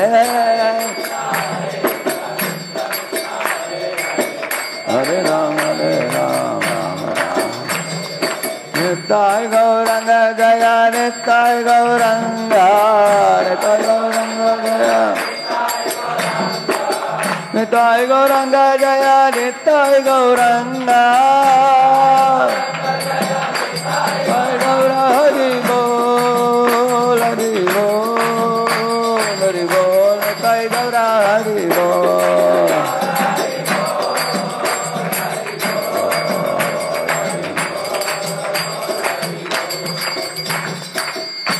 सब लोग खुश हो गए। लेकिन ऐसे नाचते नाचते अचानक भक्तों को महसूस हुआ कि कुछ बड़ा प्रचुर मात्रा में सुगंध आ रहा है, किधर से आ रहा है। सब लोग देख रहे थे कि आप देखा उन्होंने ये रामचंद्र कविराज जो थे उनके धोती में वो तांबुल था, क्योंकि उनके साड़ी में उन्होंने उसको बांध कर रखा था उनके सिद्ध देह में। अभी वो साधना देह जो है उधर आ गया वो तांबुल, तुरंत तांबुल को निकाल कर उनको ही दिया, श्रीनिवास को दिया, श्रीनिवास ने सब वैष्णव को दिया। वैष्णव ने सूंघ कर देखा इतना सुगंध था, वो किधर से आया था, वो आध्यात्मिक दुनिया से प्राप्त हुआ था ऐसे। तो इस तरह से हम सब लोगों का भी सिद्ध देह है, लेकिन अभी छुपा अवस्था में है। कुछ कुछ मूर्ख विद्यार्थी क्या करते हैं इस्कॉन में, वो इन विषयों को सुनने के बाद तुरंत भाग जाते हैं वृंदावन में, सोचते हैं किसी बाबा का से दीक्षा ले लो और तुरंत हमको सिद्ध देह प्राप्त करना है। अभी तक इन्होंने अपने दूषित कलुषित भौतिक इंद्रियों को शुद्ध नहीं किया है, होमवर्क किए बिना इनको तुरंत गोपी बनना है अभी है? ऐसे तो प्रभुपाद के समय में भी अनेक अमेरिकी लोग जब आए वृंदावन में है, प्रभुपाद ने देखा कि शिष्य लोग दिख नहीं रहे, किधर है? सब लोग उधर वृंदावन को देखने के लिए, जंगल को देखने के लिए चले गए थे। दोपहर को जब आए वापस, प्रभुपाद ने डांटा सब भक्तों को, अरे साधु बैठा है इधर, तुम लोग कृष्ण को जाड़ में ढूंढ रहे हो, उधर नहीं मिलेंगे कृष्ण तुमको है? ऐसे बोले तुम साधु से पहले श्रवण करना चाहिए, you have to see Krishna through the ears, not in the bushes of the Vrindavan, उधर नहीं मिलेंगे। और उनमें से एक व्यक्ति था, किसी बाबा जी के पास जाकर दीक्षा ले लिया उसने। बाबा जी ने बोला तुम आध्यात्म दुनिया में एक मोर हो। तो वहां पे लौट आने के बाद भक्त लोगों ने प्रभुपाद को शिकायत की, प्रभुपाद ये कमरे के अंदर ऐसे से कर रहा है। प्रभुपाद ने पूछा अरे क्या चल रहा है तुम्हारा? प्रभुपाद जी मैं मोर बोला उन्होंने, इसलिए मैं प्रैक्टिस कर रहा हूँ मोर बनने के लिए। तो कितना बड़ा मोर क्या है? तो हम लोग इस तरह अपक्व अवस्था में जल्दीबाजी करके सिद्ध देह को प्राप्त करने के लिए ट्राई नहीं करना चाहिए, समझा ना आपने? हम विधिवत वैदिक साधना भक्ति प्रैक्टिस करना चाहिए, क्योंकि आजकल वृंदावन में बड़े बड़े बाबा लोग हैं, वो मायावादी को भी पूछते हैं वो लोग, वो किसी को भी पूछते हैं, अनेक मायावादी गुरुओं को भी, उनका ठीक तरह से वैष्णव परंपरा क्या है उनको मालूम नहीं है उनको। और अनेक विद्यार्थी पहले दीक्षा ले लेते हैं उनसे, बाद में उनको पता चलता, अकल आता है ऐसा। अभी देखो क्या है, किसी भी मायावादी को भी पूछता है और कभी मायावाद बोलता है वो, ऐसे बोलने वाले बाबा भी होते हैं उधर। इसलिए जल्दीबाजी में हमें, जैसे एक छोटी बच्ची अगर एक तकिया को लेकर अंदर रख लिया, क्या वो गर्भवती हो जाएगी? वो उसको मालूम ही नहीं गर्भ का मतलब क्या है। इसलिए हम लोग पहले हमारे मन, दूषित इंद्रिय जो है उनके पीछे क्या है? दूषित मन है। दूषित मन में कर्म वासनाएं हैं, उनको शुद्ध करने के लिए हम लोग नाम जप कर रहे हैं। तो इधर देखिए और एक श्लोक है, रियायती का देखिए, श्लोक बोलिए, एवं वर्ष सहस्राणि मनःषष्टैर्मनः सुखम् विदधानोऽपि न तृप्य सार्वभौमः कदिन्द्रियैः। यद्यपि महाराज ययाति सारे विश्व के राजा थे और उन्होंने 1000 वर्षों तक अपने मन तथा 5 इंद्रियों को भौतिक संपत्ति को भोगने में लगाया, किंतु वे संतुष्ट नहीं हो सके। ये भौतिक इंद्रियों का स्थिति है। जितना अभी आप भोग करने के लिए, जैसे हम बता रहे थे, पहला है अर्जन करने के लिए अर्जन दोष, भाग दौड़ करो इस दुनिया में, सब पैसा इकट्ठित करने के लिए, घर बांधने के लिए, मोटर गाड़ी लाने के लिए। अगर एक स्त्री चाहिए तो अनेक चीज करना पड़ता है, सब करता है इंसान, खास करके भौतिक व्यक्ति है। अगर आध्यात्मिक जीवन में अगर आपका सरल जीवन ऊंचा विचार है तो उतना यतन नहीं है, लेकिन भौतिक जीवन में बहुत यतन है ऐसे। उसके बाद अर्जन दोष के बाद क्या आता है? हिंसा दोष, पर जीवों को क्लेश देना पड़ता है। कंपनी में अनेक लोग किसी का टांग खींचते हैं ऊपर उठने के लिए, जैसे केकड़े करते हैं, इस तरह है, करेक्ट है, करते हैं इस तरह, उसका टांग खींचो तुम ऊपर चलो, इस तरह हमेशा स्पर्धा है, स्पर्धा का दुनिया है, हिंसा दोष। उसके बाद भोग दोष, और जब कोई भोगना चाहता है, पैसे को भोगना चाहते हैं तो स्त्री को भोगना चाहता है। एक लड़का बोल रहा था मुझे सबसे खूबसूरत लड़की चाहिए विवाह के लिए, है मैं इतना मोटा नौकरी ले लूंगा, मुझे 40 लाख पर एनम होगा मेरा, 50 लाख पर एनम। तो बहुत यत्न करके उसको अंत में एक खूबसूरत स्त्री मिल गई उसको पत्नी के रूप में। तो अभी वो सोचा कि मैं भोगूंगा इसको। अभी भोग से क्या होता है? रोग होता है।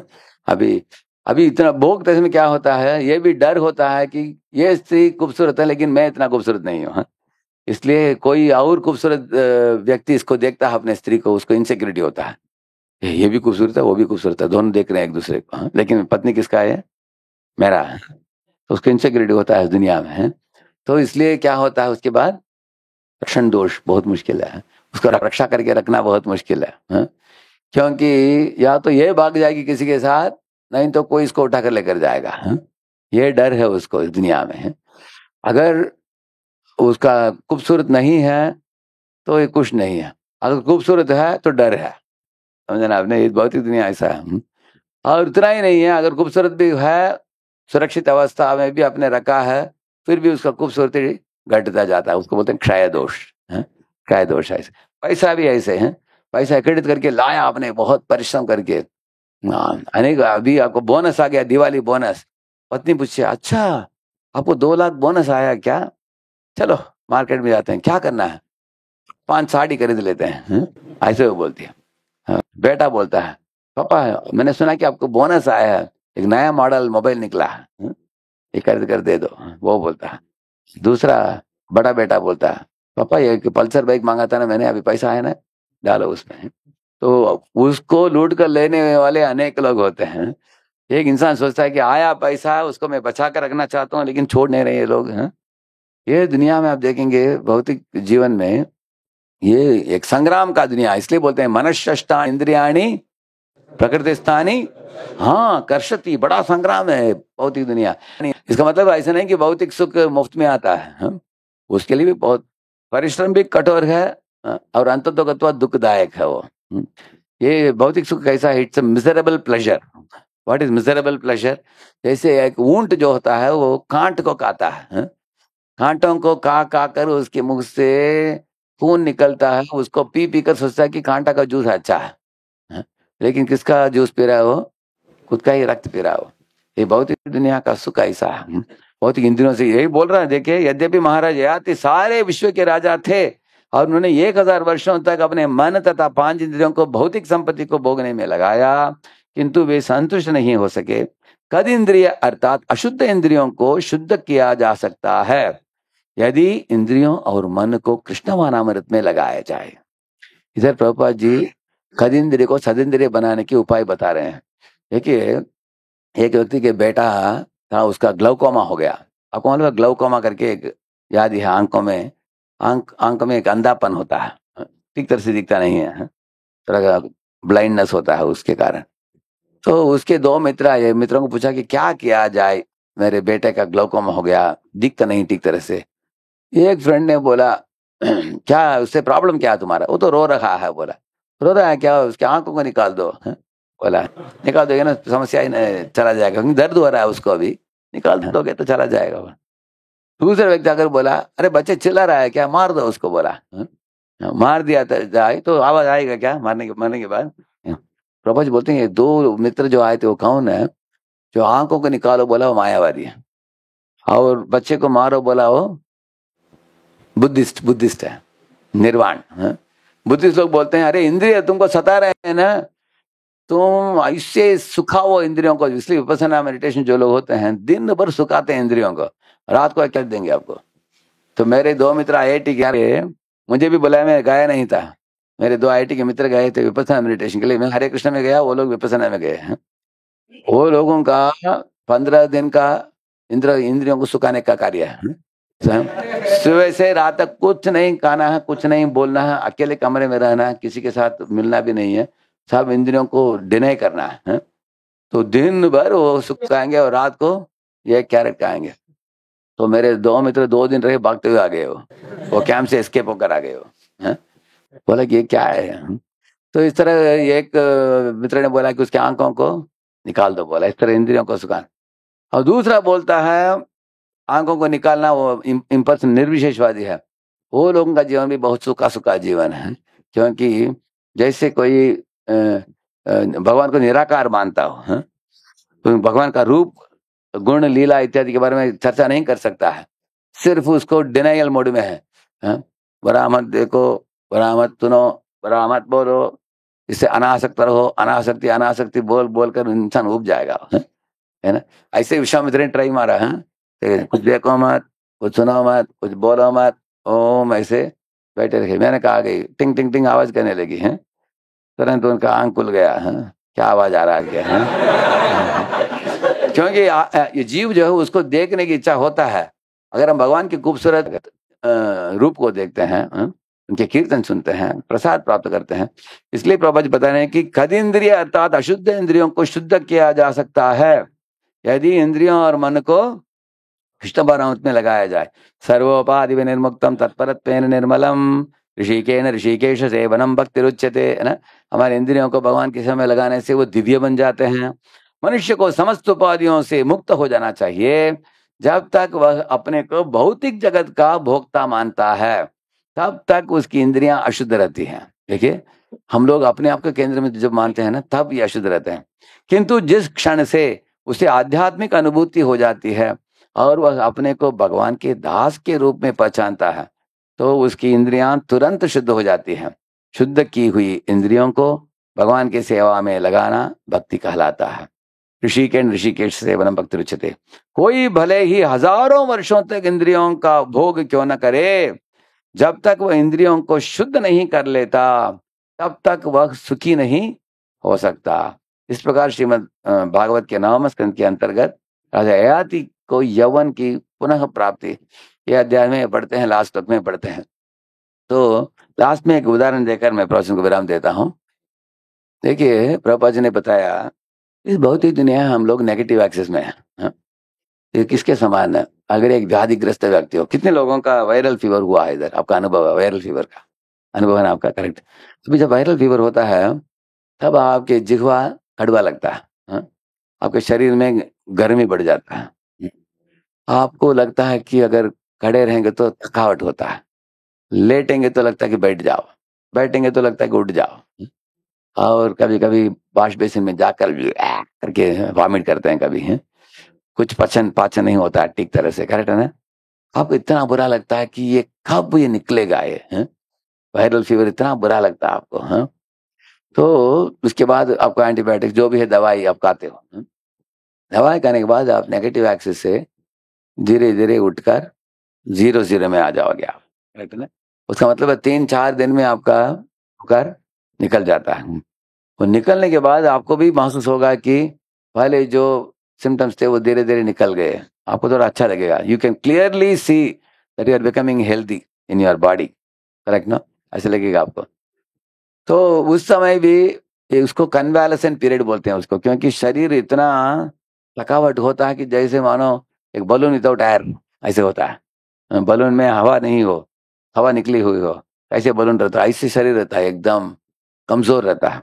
और 2 दिन छोड़ो, 5 दिन हो गया, 6 दिन हो गया, तब वापस ताकत आ जाता है, तब आप फुल प्लेट राजभोग खा सकते हो आप, हैं? पुलाव, कड़ी, रसमलाई, पूरन पोली सब खा सकते हो आप, करेक्ट है ना। इसके बाद तो अभी नेगेटिव एक्सिस में जब हमारे मरीज व्यक्ति हम लोग, हमको डॉक्टर बोलता है कि तुम सिर्फ सूप्स पियो बस, vegetable soup, बोपड़ा soup.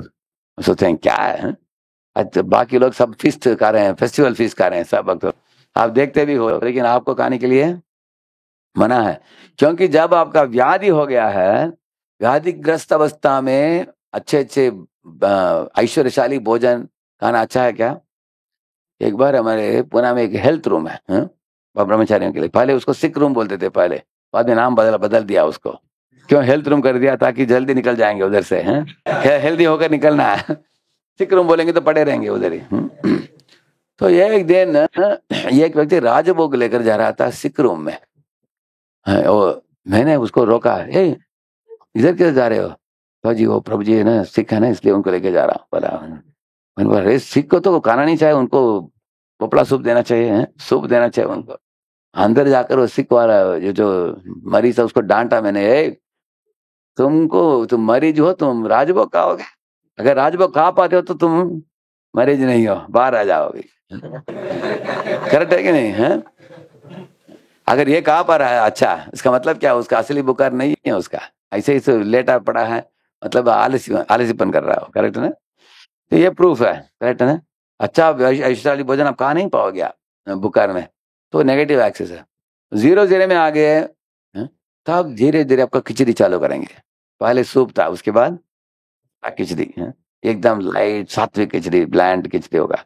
Positive access में जाने के बाद हाँ वो तंदुरुस्त अवसर। प्रभुपाद जी क्या बोलते हैं उधर, जैसे मैंने बोला पुलाव, कड़ी, पूरन पोली, रसमलाई है, गुलाब जामुन है, हलवा, सब कुछ खा सकते हैं आप उसके बाद, है।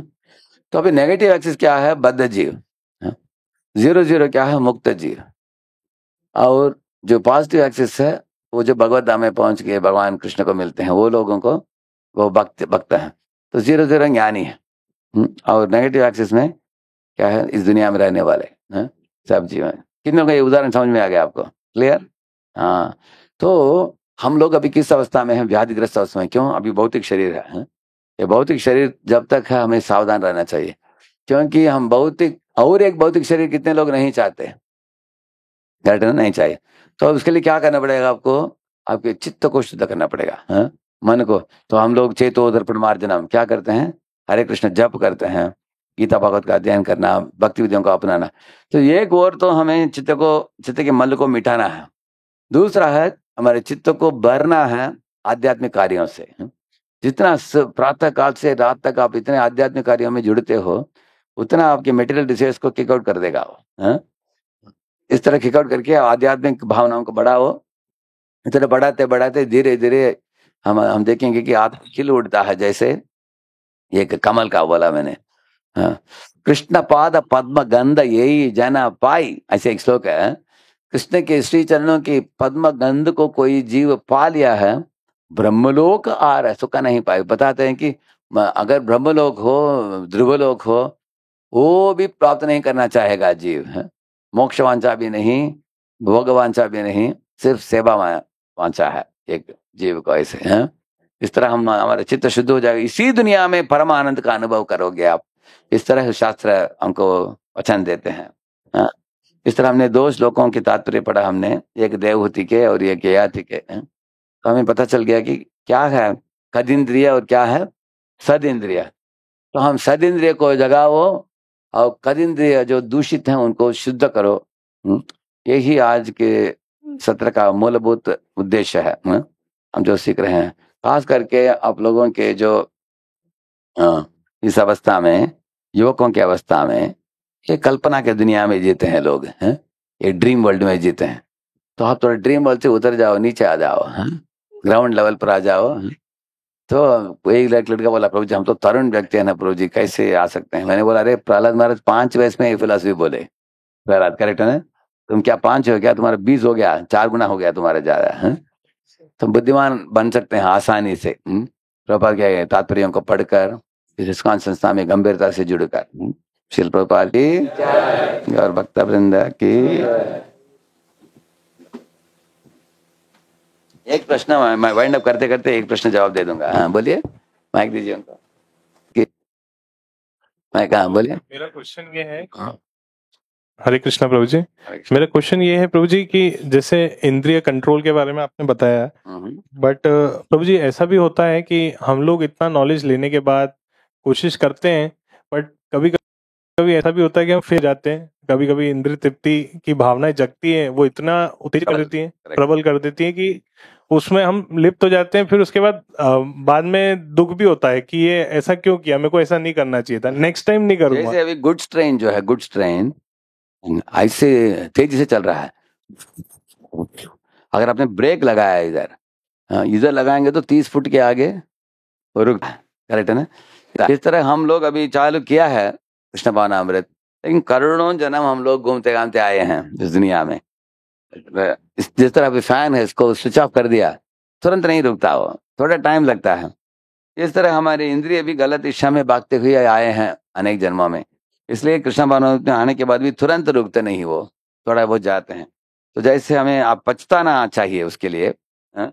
और एक चीज तो पछताना, आप पीछे सुधराचारो वज्रे माम अनन्य बात, ऐसे भगवान बताते हैं। भगवान ऐसे भक्तों को भी साधु मानते हैं। भगवान बोलते हैं कि जो पछताता है, रोता है और सोचता है कि भगवान से प्रार्थना करता है, जैसे गोपीनाथ ऐसे गीत है, मम निवेदन शुनु विषये दुर्जन सदा कामरत किचु नहीं मोर गुण। तो इस तरह के गीत गाना चाहिए मीनिंग समझते हुए, तो चित्त को शुद्ध करेगा। वो एक चीज है। दूसरा है 3 चीजों से हमें दूर रहना चाहिए, जैसे कुसंग प्रदान करने वाले लड़कों से दूर रहना, और कुसंग होने वाले स्थानों से दूर रहना। जैसे अगर आपका क्लास में एक टीचर नहीं आए हैं, सब लड़के बैठकर गप्पा मार रहे हैं, तुरंत निकल जाना चाहिए, लाइब्रेरी चले जाना चाहिए, क्योंकि लाइब्रेरी में अच्छा पढ़ाई होगा। क्लास में बैठेंगे, एक और तो गप्पा मारते हैं, साथ साथ हमारे मन को भी दूषित कर देंगे लोग, कुछ भी गंदे चीज बोलेंगे, उनसे दूर चले जाना चाहिए। तो गंदे वातावरण से निकल जाना चाहिए, गंदे लोगों से सहवास नहीं रखना चाहिए। तीसरा है गंदे आदतों को छोड़ना चाहिए। ये तीनों में तीसरा वाला थोड़ा मुश्किल है, क्योंकि कुसंग से दूर रह सकते हैं, और कुसंग देने वाले वातावरण से, क्लब्स वगैरह जाना, नहीं तो फ्रेंड्स, ऐसे कुछ कुछ स्थानों में जिधर पाप होता है, जैसे कुछ कॉलेज है उसके निकट कुछ ओशन है, तो अनेक लड़के लड़कियां बैठे रहते हैं, आप भी उधर जाकर बैठोगे तो आपको भी मन में लगेगा कि हमको भी एक जोड़ी चाहिए अभी, है ना? इसलिए ऐसे स्थानों में नहीं जाना चाहिए हमको, है ना? तो इसलिए उधर से दूर रहना चाहिए उस वातावरण से। तो पहले से सोचना चाहिए कि कौन अच्छा लड़का है कौन बुरा है, पहले से असेस करके फ्रेंड्स का सर्कल खुद का बना लेना चाहिए, 4-5 अच्छे लोगों का क्लास में। मैं भी कॉलेज के दिनों में एक इधर एक दोनों साइड में अच्छे लड़कों को बिठा दिया मैं, तो इसके कारण हमेशा कान में अच्छा सुनता रह जाऊंगा। कोई विष्णु सहस्त्रनाम बोल बोल कर वो मीनिंग बोलता था एक उसमें से, और दूसरा जो था वो संस्कृत भारती में ज्वाइन किया फुल टाइम वो, वो बोला कि सारे भारत में सबको संस्कृत सिखाना है। इस तरह 2 अच्छे बच्चे थे, अच्छे खानदान में जाने, उनके साथ मैत्री जोड़ा मैंने। तो इससे दोनों से अच्छे अच्छे चीज हम सुनते जाएंगे हम। तो बाकी लोग दूर रहते थे, उनके निकट जाना ही नहीं पड़ा हमको। इसे आप सब लोग पोस्ट कर लो, जैसे जय विजय जैसे हैं, 2 लोगों को द्वारपालक रख दो आपको सुरक्षा प्रदान। तो ये फ्रेंड्स का सर्कल एम्बियंस अच्छा, तो बुरे फ्रेंड्स को छोड़कर अच्छे फ्रेंड्स के साथ, भक्तों के साथ जोड़ना चाहिए मैत्री, और बुरे एम्बियंस को छोड़कर मंदिर के एम्बियंस में बिताना चाहिए समय। तो तीसरा बुरे आदतें जो है इनको भी छोड़ना चाहिए। बुरे आदतों को छोड़ने के लिए हमें क्या करना चाहिए, एक रोल मॉडल होनी चाहिए, हाँ, जिनके पास वो बुरे आदत को छोड़ दिया उन्होंने। अगर कोई रात को जल्दी सो जाता है, कितने कौन है इधर रात को 9:30 बजे लेट जाता है? अच्छा, अनेक लोग हैं, वेरी गुड। 9 बजे कोई लेट जाता है इधर, कोई है? कोई नहीं। 9:15 कोई? 9:30 है, वेरी गुड। 9:30, 9:30 ठीक है। 9:30 सोकर कौन उठ जाते हैं? 3:30 बजे कौन उठ जाता है? हाँ ठीक है। तो ऐसे कुछ लोग पक्के हैं। तो अगर मुझे जल्दी सोना हो तो इन लोगों का उदाहरण देखना चाहिए, करेक्ट है ना? कौन दिन में सोता ही नहीं है, सिर्फ रात को ही सोता है? कौन? Very good. अभी ये लोगों का उदाहरण देखना चाहिए। अगर एक कमरे में जाओ दिन में कुछ लोग सो रहे हैं, दूसरे कमरे में जाओ पढ़ रहे हैं, तो हमें क्या करना चाहिए? किस रूम में जाना चाहिए? हाँ, क्योंकि उधर जाओगे तो पढ़ोगे, इधर जाओगे तो सोओगे, करेक्ट है ना? तो इस तरह से हम लोग संघ, एक रोल मॉडल भी होना चाहिए, पीयर एसोसिएशन भी होनी चाहिए। पीयर एसोसिएशन से हमको प्रोत्साहन मिलता है और रोल मॉडल से हमको स्ट्रेंथ मिलता है। और जैसे वाटरमेलन को काट कर हम खाते हैं, इस तरह का हमको माइलस्टोन्स रहना चाहिए। जैसे एक आदत को लाना है, कोई 11 बजे सो रहा है, उसको जल्दी सोना है, तो एक हफ्ते के लिए 10:45, अगले हफ्ते के लिए 10:30, ऐसे धीरे धीरे उसको टाइम पर लाना चाहिए। एक उदाहरण दे दिया मैंने। इसी तरह किसी भी अच्छे आदत को सीखना हो आपको, बुरे आदतों को छोड़ना, उसको सब्स्टिट्यूट करना अच्छी आदतों से। इस तरह हम करते करते आगे बढ़ना चाहिए। और मालूमात भी कर लेना चाहिए कि क्या मेरा समस्या है। और जैसे एक व्यक्ति ने लंबा मेल लिखा, उसका एक ही समस्या है, उसका स्मार्टफोन ही समस्या है, क्योंकि उसका पूरा 4 पेज का लेटर सब स्मार्टफोन से प्रॉब्लम है उसका। मैंने बोली इसको फेंक दो, बोला मैंने, एक कीपैड फोन उठा लो। वो बोला वो नहीं हो सकता प्रभु जी, बोलता है वो, उसको छोड़कर और कुछ उपाय बताइए। मैंने बोला मेरे समय की बर्बादी क्यों करते हो? मैंने बोला उसका, मैं पढ़ा तुम्हारा 4 पेज का लेटर, तो मैंने बोला इसको छोड़ दो बोल रहा हूँ।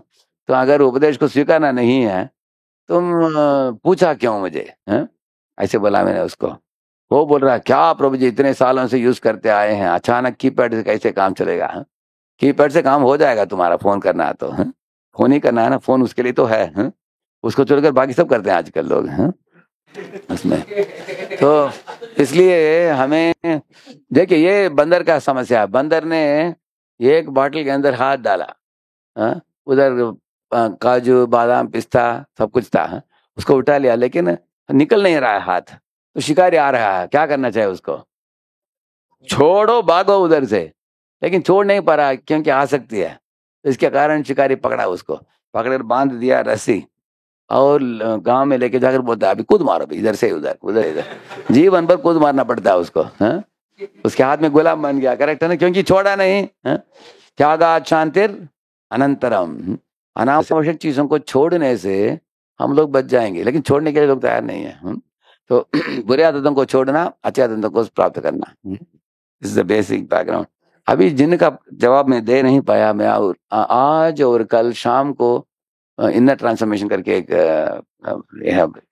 वर्कशॉप, पता नहीं वो सिर्फ कांग्रेशन के लिए क्या हो, लेकिन कम ऑल्सो अगर आप कोई आना चाहते तो उसमें मैं आधा घंटा रखा हूँ प्रश्नोत्र के लिए। कुछ भक्त लोग हाथ ऊपर कर रहे थे, अभी मेरे पास समय नहीं है, मैं क्लास अटेंड के लिए जा रहा हूँ मैं तुरंत, at least half an hour I want to attend the class. Okay, Prabhupada की